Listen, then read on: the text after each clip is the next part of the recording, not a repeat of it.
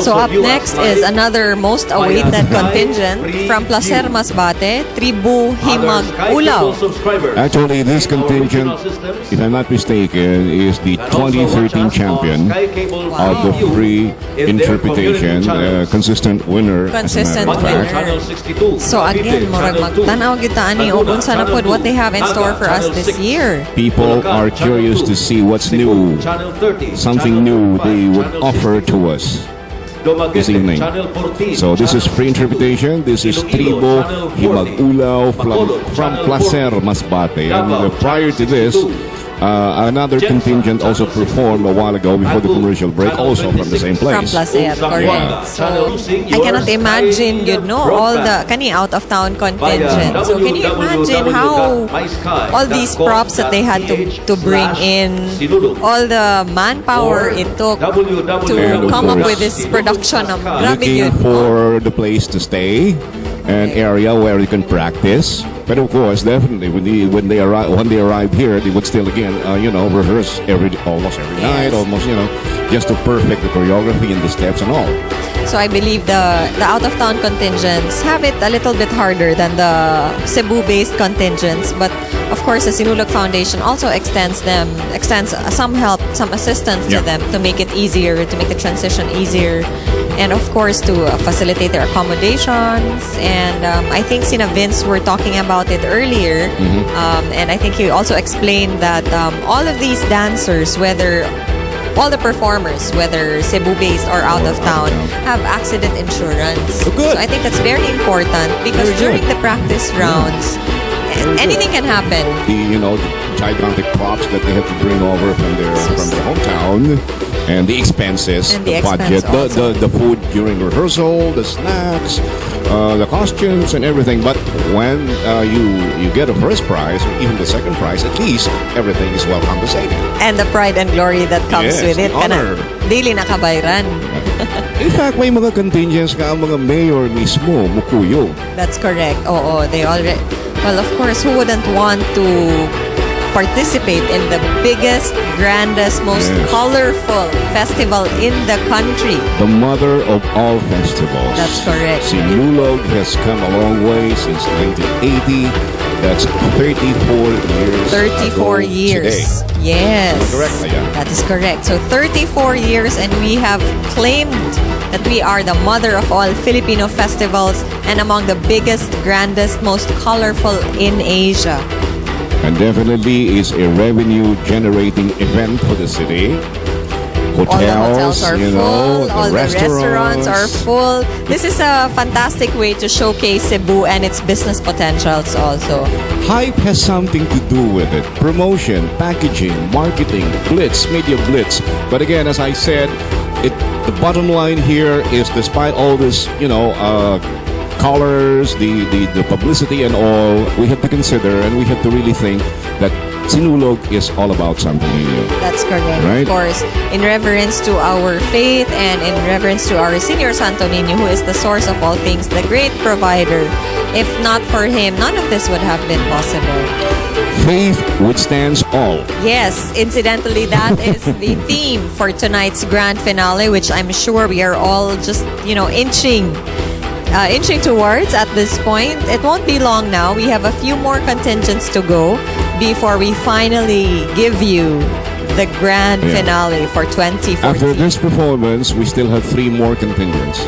And after the very last contingent, we're going to have the finale, which I think, as you said, would run for about 30 to 45 minutes. 30 to 45 minutes. And of course, to top it off, we will light up the night sky with a grand fireworks display. Okay, we got a tip that passes for you guys if you want to go to SRP.